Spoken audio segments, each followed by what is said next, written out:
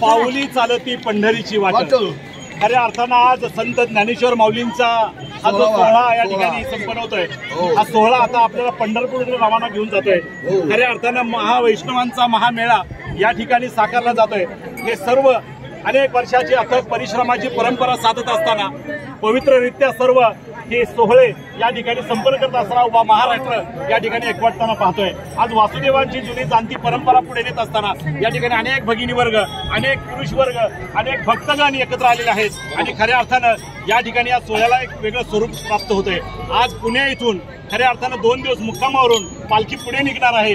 पूर्ण प्रवास पंढरपूरकडे रवाना होत असताना प्रत्येकाला चांगलं आरोग्य, चांगलं खऱ्या अर्थानं कुठल्याही प्रकारचे बाधा न येता समाधान यावं ह्या प्रकारचा हा जो संकल्प वारीचा या ठिकाणी पूर्ण करत असताना तुम्ही आम्ही सगळी मंडळी या वारीमध्ये सहभागी आहोत आणि खऱ्या अर्थानं माऊलीचा सोहळा या ठिकाणी मनभावाने संपन्न होत असताना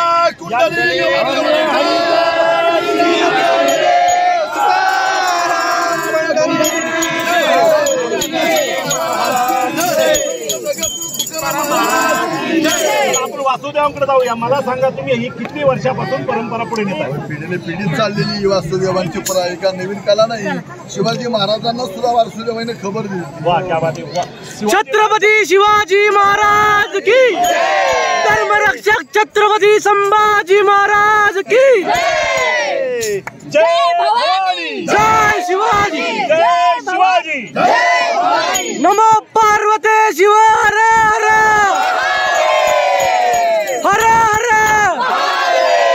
भारत माता की जय, भारत माता की जय, वंदे मातरम, वंदे